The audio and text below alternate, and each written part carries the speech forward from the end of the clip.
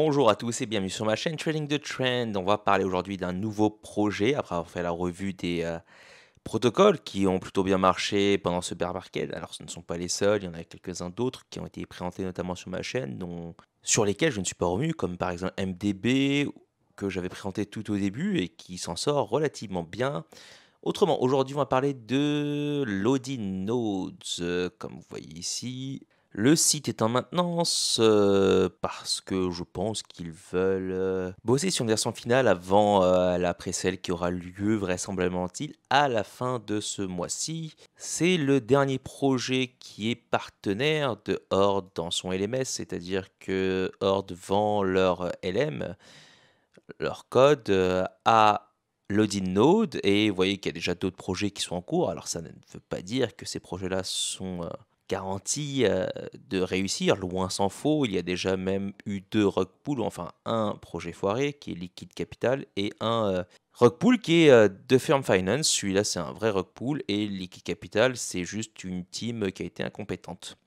J'ai pas tout suivi au niveau des partenaires qu'il y a eu, au niveau des projet qui utilise le LM qui s'appelle donc le LMS, Liquid Manager Service.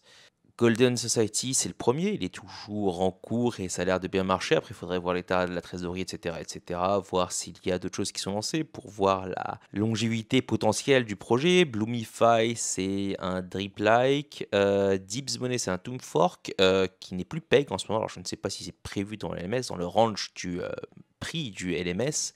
Furio, je n'ai pas suivi. Et le Nodes, c'est un projet qui va être lancé à la fin du mois. C'est pourquoi je m'y suis intéressé, puisqu'il n'était pas encore lancé.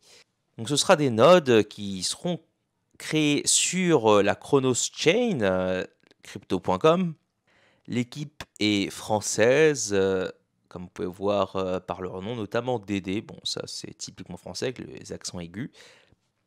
Sur leur Discord d'ailleurs, il y a un canal français sur lequel vous pouvez voir que par exemple Dédé, Baxter et puis d'autres personnes de la team viennent parler notamment dans ce canal-là. Bon, c'est pas très vivant parce que ça se passe principalement sur le canal principal, mais je suis sûr que si vous allez sur ce canal français, on vous y répondra. Autrement, on va aller dans le white paper assez vite. C'est la chose la plus intéressante à mon avis à ce stade. Donc là, rien de spécial, c'est des nodes, etc. etc. Alors, tout n'est pas clair sur le fonctionnement encore de comment est-ce que cela va être fait, c'est-à-dire qu'apparemment il y aura des récompenses, mais qu'on pourra les claim que 24 heures après et pas tout de suite, et qu'il y aura une claim tax si on veut, enfin une early claim tax si on veut absolument ces rewards immédiatement. Là, le white paper n'est pas à jour. Il y a marqué que la LP sera LDN pour Loading Node Crow, mais en fait, la LP sera bien en LDN USDC ou du moins stablecoin. Et je pense que c'est normalement l'USDC. Il y aura 3 tiers de nodes, 1, 2, 3. On va voir ça tout de suite après. Ils ont aussi implémenté un système d'expiration des nodes à 300 jours comme Horde. C'est ce qui était plutôt attendu, c'était pas fait avant le partenariat, mais lorsqu'ils ont révisé leur white paper, c'est ce que j'attendais. À 200 jours, ça aurait été trop court par rapport au standard du marché qui est Horde, et au-delà, ça aurait mis en péril, même à 300 jours déjà, la soutenabilité du projet.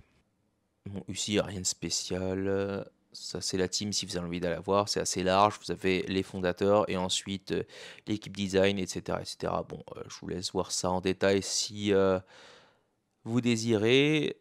La roadmap, on va voir ce qu'il y a d'intéressant là-dedans. Donc sur la roadmap, ce qu'on peut voir, c'est qu'il y a un marketplace. Alors, concernant quoi, je ne sais pas encore. Une implication avec les autres projets sur la Chronos Chain. Je dois dire qu'à ce jour, la DeFi de Chronos, c'est pas ce qu'il y a de plus vivant dans le monde de la DeFi. Surtout à côté des mastodontes que sont par exemple Ethereum, la BSC. Il y a aussi un objectif de devenir un node validateur sur Chronos. Alors ça chiffre à 3 ou 4 millions de Chronos de mémoire. Si on prend un Chronos à 11 centimes en ce moment, ça vous fait, si on coupe la part en deux, à 3,5 millions. 1, 2, 3, 385 000 dollars. Donc pour devenir validateur, c'est à peu près 10% d'APR par an. Un launchpad est prévu également, sans doute pour développer la Chronos Smart Chain. Ensuite, devenir validateur sur d'autres smart chains. Un investissement aussi en un investissement également dans l'immobilier. Concernant le launch, donc il y aura une pré-sale fin de ce mois-ci. Pour l'instant, c'est capé à 20 nodes par wallet. Quel que soit le tiers que vous voudrez acheter, vous pouvez acheter que du tiers le plus haut, le tiers 3 ou que du tiers 1 par exemple. La public sale va commencer 24 heures après la pré-sale qui se passe sur une whitelist. Pour être whitelisté, il faut aller sur leur Discord et montrer en tout cas qu'on apporte un intérêt à la communauté. C'est pas juste du grinding et du spam. C'était le cas au départ puisque il fallait atteindre un certain niveau sur leur Discord pour pouvoir prétendre à ce niveau de whitelist. Concernant la pre-sale en elle-même, je vais vous donner les prix après, on va voir le côté mathématique de la chose plus tard. Alors, la pre-sale va bien sûr servir à créer la liquidité initiale, le développement aussi de ce qu'ils veulent faire par la suite pour rapporter d'autres revenus, je suppose, et du marketing. Au niveau de la YSL, vous avez encore d'autres niveaux différents, c'est-à-dire sur les premières 24 heures, les 2 premières heures sont dévolues aux membres OG, c'est-à-dire le plus haut niveau de la waitlist, ça veut dire Original Gangster. Ceux qui sont là depuis le début, entre guillemets, vous pouvez obtenir ce rôle-là même sans être là au début, en montrant une vraie contribution à la communauté, normalement, je suppose. Ensuite, 20 heures pour les whitelists normaux, et bien sûr, les OGs auront toujours accès à ce créneau-là. Et puis, les 2 dernières heures, si les 4000 nodes qui sont en vente lors de la pré-sale ne sont pas vendues, elles seront mises en vente publiquement au prix de la pré-sale. Je rappelle que 4000 nodes pour 600 whitelists normalement. Pour l'instant, ce chiffre pourrait être révisé à la hausse ou à la baisse, je ne sais pas trop. Pour l'instant, c'est 600 officiellement. C'est 6,67 nodes par wallet en moyenne si tout est vendu. Donc si des personnes max par exemple leur allocation, c'est-à-dire 20 nodes, certaines personnes qui sont whitelistées ne pourront pas accéder à leur node en whitelist et devront attendre le prix public à ce moment-là, mais ça on va en parler juste après. Les whitelists là, les 600, je vous l'ai dit, c'est ici le prix d'entrée. Donc pour le tier 1, c'est 75$, le tier 2, c'est 110$, et pour le tier 3, c'est 150$ pour le node le plus haut. Au niveau de la tokenomics, il y aura 1 million de tokens. Je vais revenir sur ce nombre-là juste après. Il y aura une taxe de vente de 1,7% seulement qui ira alimenter le LMS. Dans ces 1 million, 60% seront dévolus à la reward pool, 19% pour la trésorerie, 14,5% pour la pre-sale. Et le prix du token sera lancé à 2$. Et semble-t-il pour l'instant, le price range choisi c'est 2$, 2,7$. Pareil, je vais commenter ça aussi un peu plus tard. 4% pour la team, en sachant que ces tokens ne seront pas lock. Donc la team pourra les utiliser immédiatement, par exemple, pour créer leur propre node. Et 2,5 pour les divers partenariats. Vous avez donc un camembert qui vous résume ça. On va aller voir maintenant le LMS, c'est ce qui est nouveau, qui a été implanté de manière majeure depuis quelques semaines, et c'est ce qui a aussi entraîné cette révision du white paper. Vous connaissez déjà bien sûr le principe de LM sur Horde. Si vous ne savez pas de quoi je parle, c'est un système qui permet de stabiliser le prix, qui va acheter sur la borne basse et vendre sur la borne haute. Je ne reviens pas trop en détail dessus, je vous invite à aller voir une vidéo sur Horde si vous voulez concernant ça. C'est un mécanisme stabilisateur de prix. Comme je vous l'ai annoncé, ce sera compris entre 2$ et 2,7$. Ça m'a l'air un peu élevé parce que le range est un peu large. Je vais vous expliquer pourquoi. Si on prend 0,7$ qui est le range du prix qu'on divise par 2$, on tombe sur 35%. C'est 35% à la hausse qu'il faut aller chercher pour toucher la borne haute. Ça m'a l'air un peu beaucoup pour aller chercher ça de manière constante, en sachant que le LM, si je vous montre ça sur Horde par exemple, voilà, vous avez la borne basse et la borne haute. Donc quand le prix vient toucher la borne basse, ici le LM, la liquidité qui est comprise dans ce LM, va venir acheter pour empêcher le prix de descendre et donc soutenir le prix au-dessus de 99$ pour Horde par exemple.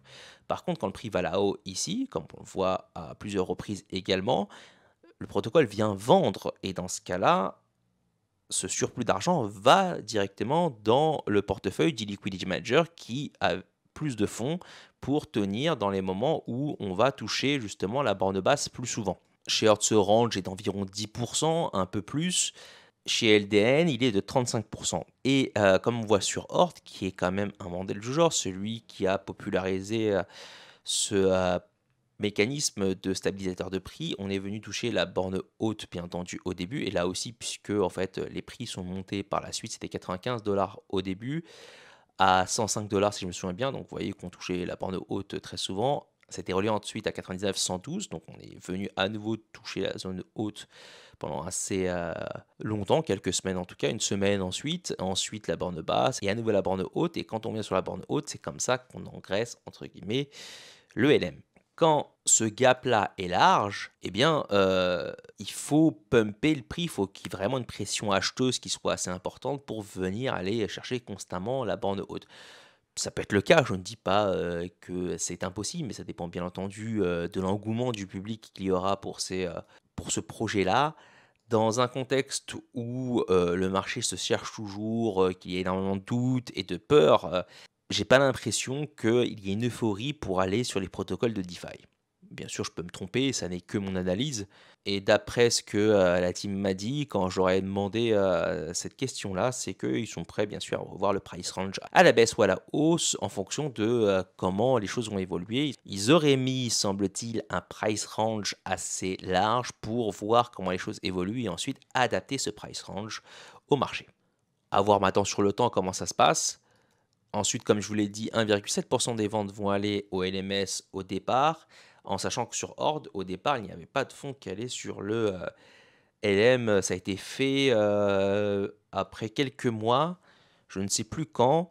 C'était des fonds qui allaient à la trésorerie et qui ont arrêté d'alimenter la trésorerie, qui sont allés sur le LM complètement. Donc autant au début, le LM n'est pas, on va dire, quelque chose de critique dans le sens où il y aura assez peu de nodes et de pression vendeuse immédiate de manière importante, ce qui fait qu'avec 1,7%, il pourrait tenir, semble-t-il, les premiers jours, premières semaines, à voir. Et ensuite, je m'attends à ce que une partie des fonds soit redirigée vers le LMS de manière plus importante. Bien sûr, ça c'est en fonction de comment est-ce que le projet évolue, mais au bout d'un moment, il faudra certainement le faire, c'est-à-dire au bout d'un moment, quand vous atteignez une masse critique de nodes, il y a une telle pression vendeuse tous les jours que lorsque le prix grimpe un peu, on vient vendre, etc., pour essayer de grappiller quelques dollars de plus, empêchant alors le prix d'aller jusque là-haut parce qu'il y a trop de personnes à l'affût pour la vente. Vous avez ici les 3 tiers de nodes, le prix d'entrée pour chaque node pour la pre-sale et pour le prix public, 75 $ pour le prix public, pardon, pour la pre-sale pour le tier 1, contre 80 $. Je vous rappelle que le prix de lancement c'est 2 $. Bien sûr, ça pourrait aller plus haut, mais prenons 2 $. Donc 80 $ pour le prix public et 75 pour la pre-sale. Donc c'est pas un écart énorme. Si on va sur le tier 3, c'est 150 $ pour rentrer lors de la pre-sale et 180 $ lors du prix public. Donc ce n'est pas un écart trop important. Et ça, c'est extrêmement critique puisque si vous mettez un écart trop grand entre les deux, eh bien vous aurez du mal à attirer un nouveau public qui va se sentir floué quand il va rentrer, sentant qu'il va juste apporter de la liquidité pour que les personnes qui ont participé à la pré-sale puissent exit, sortir leurs profits, comme c'est le cas de Valify, d'ailleurs, dont je vous ai fait une vidéo dessus. Je vous invite à la regarder si ça n'est pas déjà fait. Ça, c'est Valify qui s'est lancé. Vous avez les deux bornes ici également. On est venu toucher la borne haute tout est début durant les premiers jours, quand les personnes constituaient encore leur node. Et puis, une fois que ça a été fait, très rapidement, vous voyez que on a du mal à attirer bien, des nouveaux investisseurs. Voilà le danger quand vous mettez un gap trop grand entre la pre-sale et la vente publique.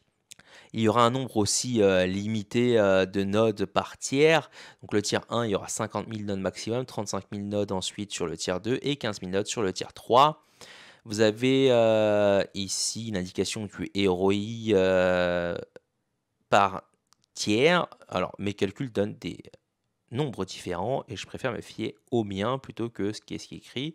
Mais ça, on va les voir tout à l'heure après avoir fait la revue donc, du white paper.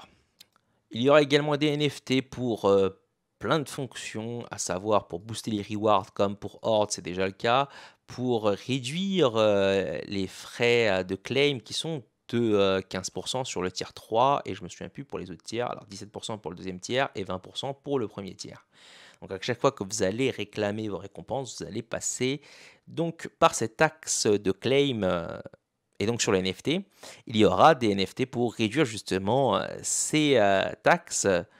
Et comme je vous l'ai dit en introduction de la lecture de ce white paper, il y a aussi un NFT pour réduire le temps pour accéder à ces récompenses qui est normalement de, me semble-t-il, 24 heures au début en tout cas. Et vous pourrez rattacher qu'une catégorie de NFT par node, c'est-à-dire vous ne pouvez pas avoir deux NFT de boost reward sur le même plot. Vous pouvez apparemment en voir trois sur le même plot sans problème, mais les trois de différentes natures, pas la même catégorie, pas la même nature, c'est-à-dire pas deux fois la réduction des frais de claim ou pas deux fois les boost rewards.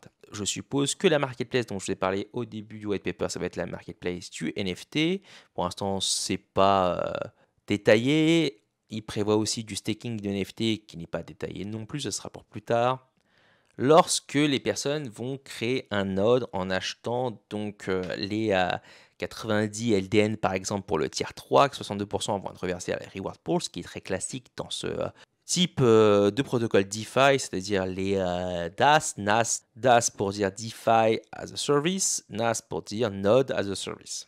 19% pour la LP, je suspecte que ça pourra être dynamique et ça pourra changer. Je ne vois pas l'intérêt de gonfler la LP de manière indéfinie. 15% pour la trésorerie, pareil, ça pourrait être changé, je suppose, pour aller sur le LMS, et 4% pour la team. Ça, c'était tout à l'heure sur l'image, à savoir le tiers 1 donne 0,4 LDN par jour, le tiers 2 0,63 et le dernier 1 LDN. Vous avez aussi donc les frais de claim sur le côté et les claims fees, ça suit à peu près la même répartition que la création du node. Prévoir le staking, le pool farming comme Horde en ce moment, le LMS est en place, Marketplace pour le futur. Ils veulent investir dans l'immobilier, alors pas de manière directe, c'est-à-dire vous allez à la banque, vous allez prendre un prêt, etc., mais plutôt passer par des organismes crypto qui existent déjà d'ailleurs sur le marché, notamment français, et prendre des parts dans l'immobilier pour avoir un retour et puis le distribuer ensuite aux investisseurs. Sans doute des goodies aussi, de la marchandise, t-shirts, etc. Des NFT, ça je vous en ai parlé. Les validateurs, je vous en ai parlé. Et ensuite du cross-chain, multi-chain. Bon, ça on verra comment ça se passe. Je suis toujours un peu sceptique du cross-chain et du multi-blockchain avant de l'avoir vu réellement. Là, vous avez l'image de comment le tout fonctionne. Bon, c'est globalement ce que je vous ai expliqué. Vous pouvez aller voir ça en détail si vous le désirez. Donc, on vient acheter un node, il y a des rewards, il y a des claim fees qui vont ensuite être coupés en fonction de ce qui a été dit, c'est-à-dire reward pool, la trésorerie, la team, les partenariats, etc. Et ensuite, ça revient à l'utilisateur aussi au final, théoriquement. À noter quelque chose que je ne vous ai pas précisé, mais lors de la pré-sale, il faudra utiliser le token CRO et pas du stablecoin. Donc il faudra, par exemple, pour le tier 1, fournir 75 $ équivalent en CRO. Pareil pour les autres tiers, 150 $ en CRO pour le tier 3. Sans doute qu'avec la trésorerie, ils veulent donc fournir la liquidité pour d'autres protocoles pour pouvoir avoir des rewards ou via des frais de transaction, etc., pour faire du buyback, du LDN et pour du burn, bon, pourquoi pas. Ça me semblerait peut-être plus intéressant d'aller rediriger ces fonds-là directement sur le LMS. Enfin, bon, pour l'instant, je calque un peu le raisonnement de comment Horde marche, mais sans doute la team a d'autres idées en tête à ce niveau-là, puisque ils veulent lancer ça sur plusieurs DEX. Alors pas tout de suite, d'abord un DEX et par la suite avoir plusieurs moyens d'avoir des liquidités, plusieurs moyens, plusieurs portes d'entrée, et pas qu'une seule comme Horde par exemple, où il faut passer forcément par son mini DEX.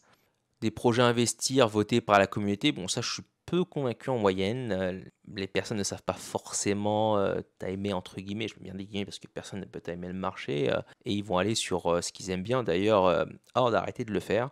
Au début, quand ça a été fait, tous les achats qui ont été réalisés pour l'instant, l'UST bien sûr est en perte, mais ça n'a pas été majeur. Ils ont acheté de l'Ethereum et de la Vax également. Euh, ils ont aussi un nœud DAG et ils ont acheté ça quand le marché était plus haut avant qu'il se crache. Donc bon, toujours attention à ça. Des notes de validateurs, d'abord bien sûr sur Crow, crypto.com, et ensuite Solana, Vax et Ethereum, en sachant que les nœuds de validateurs rapportent en moyenne 10%. Alors, ça peut varier en fonction des chaînes, mais c'est à peu près ça qui est donné en APR. Une éventuelle gamification, c'est-à-dire du play to earn par exemple, et de l'immobilier qui pourrait être fait de manière plus rapide que ce que je croyais, puisque en passant directement par les plateformes crypto. D'ailleurs, Enter de Cryptomatrix, la plus grosse chaîne française de crypto, a fait un sujet sur l'investissement immobilier via la crypto avec la plateforme Realty. Je vous invite à aller la voir si ce n'est pas déjà fait pour vous. En tout cas, si c'est un sujet qui vous intéresse, comment investir dans l'immobilier via la crypto, dès $50, en tout cas selon la photo miniature. Je vous invite à aller voir ça si cela vous intéresse. Du trading également, alors je ne sais pas sous quelle forme, avec un bot, pas de bot, etc. Avec Horde, c'est fait avec un bot pour l'instant. Là, je ne sais pas comment ça va être fait. Est-ce que ça fait manuellement? Est-ce que ça va être fait de manière collégiale? Est-ce qu'il y a une team derrière? Enfin, je ne sais pas encore. On va découvrir ça maintenant. Avant d'aller regarder ce qui se passe au niveau des mathématiques, des chiffres, etc. Un commentaire sur maintenant ce type de projet que je commence à bien connaître puisque j'ai fait déjà 6 vidéos sur Horde, le projet qui a un peu lancé, qui a relancé cet espace des nodes avec un prix stable et une expiration des nodes au bout de 300 jours. Lorsque les sous vont entrer, à peu près avec 1% de récompense par jour, vous en avez globalement pour 100 jours de soutenabilité, entre guillemets. Un peu moins en réalité, parce qu'il y a des frais qui vont se balader à droite à gauche, il faudra payer des gens, etc., etc. Mais globalement, disons ça, 100 $ qui rentrent, 1 $ par jour, dans 100 jours, il n'y a plus rien, entre guillemets. Bien sûr, il y aura d'un flux d'argent frais. Après, il faudra voir à quel point, ça c'est quelque chose qu'il faudra suivre de près. On voit que chez Valify, il y en a très peu. Il y a quasiment très très peu d'acheteurs. Et si vous n'avez pas vu mon plan sur cette plateforme-là, c'est que je suis en train de cash out tous les jours sans voilà, réinvestir quoi que ce soit. Et je suis à 1 mois de mon ROI, donc ça arrive plutôt vite. Ça, c'est le premier point. Le deuxième point, c'est qu'une fois passé justement ces 100 et quelques jours, en sachant qu'il y a un pic de création sur les premiers jours, on peut le voir par exemple chez Horde, vous voyez que ces deux pics-là, il y a deux pics, ça a été fait lors de pré-sale, et ensuite à J1 et J2. Et vous voyez que malgré le succès que Horde a, depuis, on n'a jamais connu ce succès-là, ce pic-là du début. Ça ne veut pas dire qu'on ne le reverra jamais. Je pense qu'on le reverra d'ici peut-être quelques mois à l'avenir, au vu de comment la plateforme progresse, mais au début, eh bien, pendant une bonne partie de la vie du protocole, ça fait plus de 170 jours déjà pour Horde, eh bien, on n'a jamais vu ce pic-là. Donc, quel que soit le projet qui va se lancer, je ne pense pas qu'on ira au-delà du pic de création de départ. C'est pour ça que je dis grosso modo, après les 100 et quelques jours, en fonction de combien il y a eu de nouveaux entrants dans ce marché-là, en sachant qu'en plus il y a une claim tax ici qui est plutôt importante, qui va de 15 à 20%, qui donne plus de longévité au projet, plus les 1,7% de taxes de sortie qu'il ne faut pas oublier. On pourrait aller chercher 120, 140, 150 jours, on va dire, sans peut-être trop de soucis. Au-delà de ça, s'il n'y a que les nœuds de validateurs, par exemple, qui sont créés, qui sont faits, et que l'investissement immobilier qui est réalisé également, ça ne pourra pas contenir la force de vente, à moins qu'il y ait un véritable succès. Par exemple, admettons que au moment de la création, on est vraiment sur le bottom du marché et que 100 et quelques jours après, le bull run est reparti. Là, le CRO, il est environ 11 centimes dans ces eaux-là. Et ils ont un validateur CRO. Et par contre, le CRO décolle à 1 $. Imaginons, on est presque sur x10. Évidemment, la liquidité qui est apportée est importante puisque lors de la vente des CRO, ça va apporter 10 fois plus. Ça, ce serait un scénario hautement hypothétique sur lequel je ne parierais pas. Et les 10% pourraient s'avérer trop peu intéressants sur l'année pour le validateur. Par contre, pour l'immobilier, c'est ce qu'ils annoncent, en tout cas eux, 10% par mois, ça a l'air plus intéressant déjà. En fonction de la trésorerie qu'ils ont de côté, ça pourrait devenir assez important si vraiment ce rendement-là peut être respecté. Et non pas qu'il faut matcher les revenus externes par rapport à ce qui pourrait être sorti, D'ailleurs, c'est toujours pas le cas sur Horde, malgré le succès qu'ils ont eu sur les revenus externes, notamment par le LMS que l'Odin Node va utiliser et aussi par leur bot de trading, mais aussi ils ont quelques deux, trois trucs à côté, mais ça c'est les principaux revenus que Horde a et a créé d'ores et déjà. Ça redonne en réalité de la confiance aux investisseurs de montrer que la team est derrière le protocole coûte que coûte et qu'elle est prête à réinvestir ses profits dans le protocole. Sur les LM de Horde, par exemple, vous pouvez voir que lorsque la liquidité est tombée un petit peu, il y a eu des injections, une injection qui a été faite. Là aussi, c'est l'injection de la team qui fait que ça a redonné confiance aux investisseurs existants, mais aussi à ceux qui étaient sur le côté pour dire tiens, la team est solide derrière le protocole, je vais investir. Ce qui donne du coup plus de longévité au protocole. Et à terme, pour Horde, c'est vraiment de sortir de cette Ponzinomics-là, c'est-à-dire de ne pas être entièrement dépendant des revenus nouveaux. Notamment, ça se passera avec les NFT zombies qu'ils vont lancer, dont je vous ai parlé sur ma dernière vidéo concernant Horde, donc je ne vais pas le présenter là puisque ça n'est pas le sujet de cette vidéo. D'ailleurs, je ne pense pas que je vais vous dire si j'investis ou non sur le projet, à vous de faire ce choix-là en fonction de la crédibilité que vous allez donner au sérieux de la team. Je vous invite bien sûr à aller sur le Discord pour en discuter plus avec la team. Vous avez encore quelques semaines avant que le projet se lance puisque ce sera fin septembre. Il y a le temps de découvrir tout ça pour vous si c'est quelque chose qui vous intéresse. Discuter des revenus externes, si ceux-ci peuvent être concrets ou non, etc. et à quel point surtout. Et vous servir notamment du travail que j'ai déjà pu effectuer sur Horde par exemple, pour parler des points de, on va dire, soutenabilité. Bon là, ce sont les valeurs qu'ils prônent, je vous laisse regarder ça, je ne vais pas les commenter. C'est globalement assez classique. Enfin, si quelqu'un par exemple ne prône pas l'intégrité, etc., ça va faire un peu de désordre.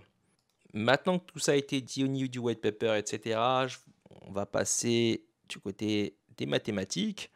Ce fichier-là vous est partagé sur tous les vidéos que j'ai pu faire sur les nodes et sur ces espaces des DAS et des NAS. D'où le titre ici, donc DAS DeFi as a Service et NAS Nodes as a Service. Là, on est sur la page LDN et je m'intéresse uniquement sur le calcul mathématique au tier 3. Vous pouvez refaire ça sur le tier 1 et 2, etc. Vous changez les paramètres et ça va couler tout seul. Donc 90 tokens, 0,85 par jour, c'est 1, mais j'ai enlevé la claim tax évidemment. Je n'ai pas intégré la vente puisque sur le calcul de base, c'est pour composer les intérêts et ensuite bien sûr à côté on pourra les vendre et dans ce cas-là rajouter 1,7% à la vente. Ce qui nous fait un retour net de 0,94%. Et là, c'est le nombre de jours qu'il faut à côté pour pouvoir réaliser du coup un nouveau node. À côté, vous avez le nombre de jours requis pour fabriquer un nouveau node qui est de 106. Ici, pour le doubler à son nombre de nodes, débarque en part de 1. Et ensuite, bien sûr, ça va en s'accélérant, comme vous le voyez, puisque le premier node, il faut 106 jours. Mais sur les derniers, par exemple, enfin les derniers, vous pouvez aller plus loin, puisqu'il n'y a pas encore de cap par wallet. En tout cas, pas de ce que j'ai vu sur le white paper. Par exemple, entre le 35e et 36 nodes, il faudra que 4 jours.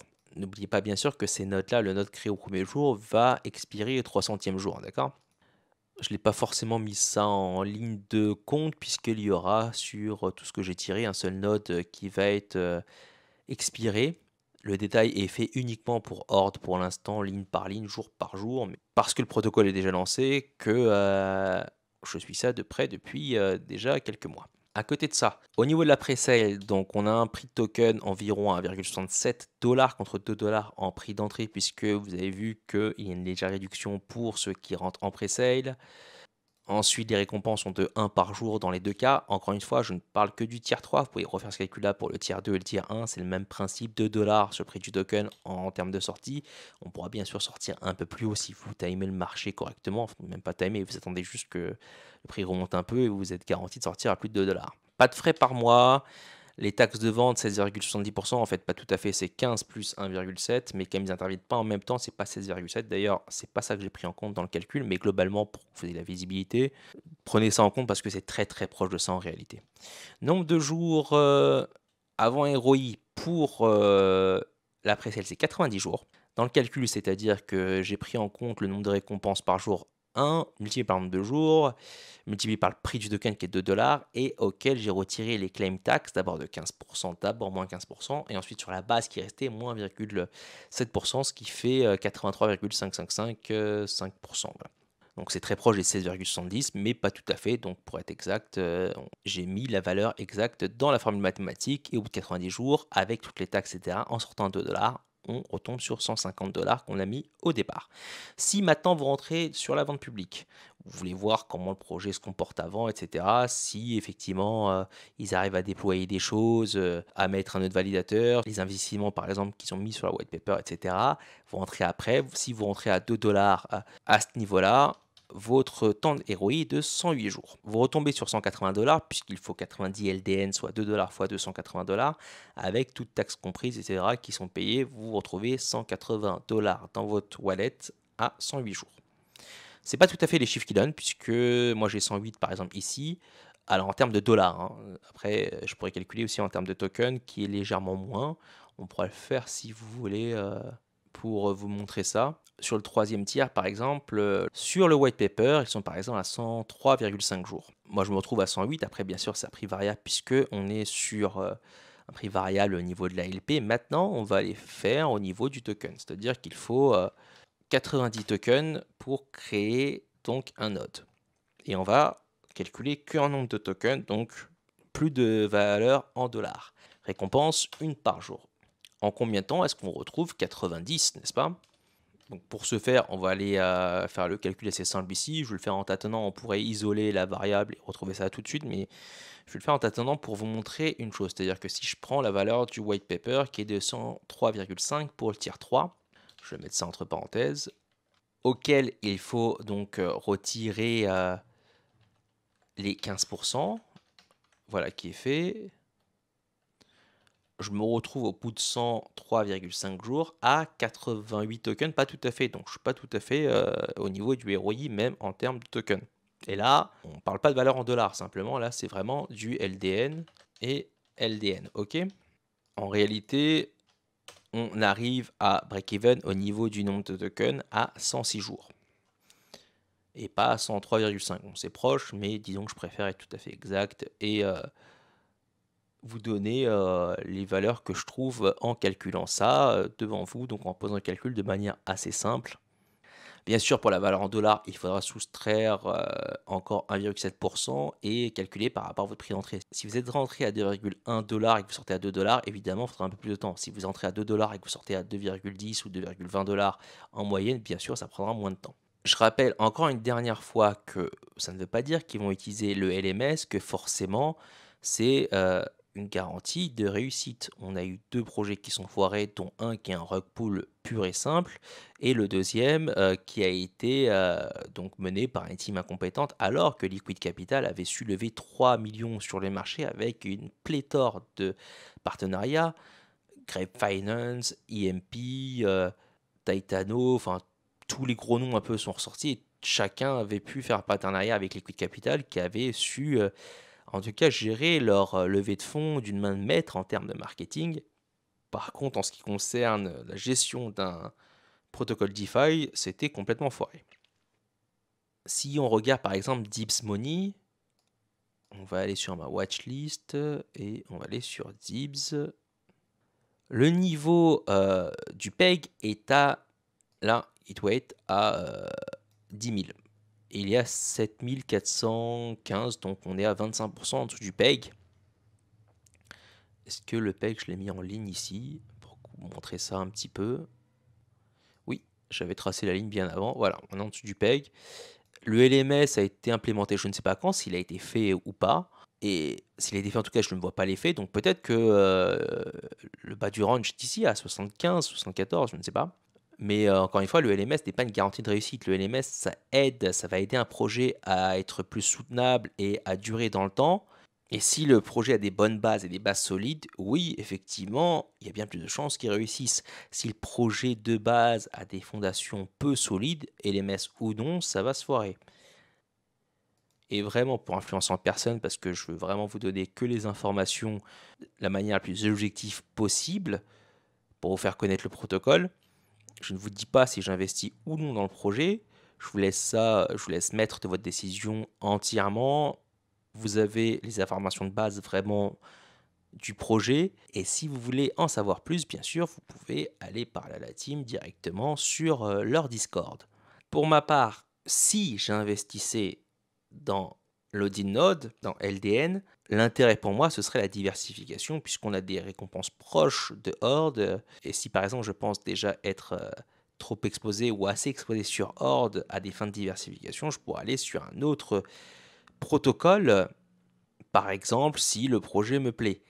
Je ne vous dis pas que c'est le cas, je ne vous dis pas que c'est pas le cas non plus, c'est à vous de voir, si, les propositions que LDN vous font, vous paraissent, intéressantes, sur le long terme, puisqu'on parle bien entendu, de plusieurs mois d'engagement de votre part, puisque les fonds que vous allez mettre dedans, vous allez être à break-even en 90 jours pour le tier 3 et pour ceux qui sont en pré-sale, sinon à plus de 100 jours pour ceux qui viennent rejoindre le protocole lors du launch public. J'arrive au terme de ces vidéos qui étaient déjà assez longues, j'espère en tout cas avoir été assez exhaustif pour vous donner une idée de comment est-ce que l'Odinode va marcher.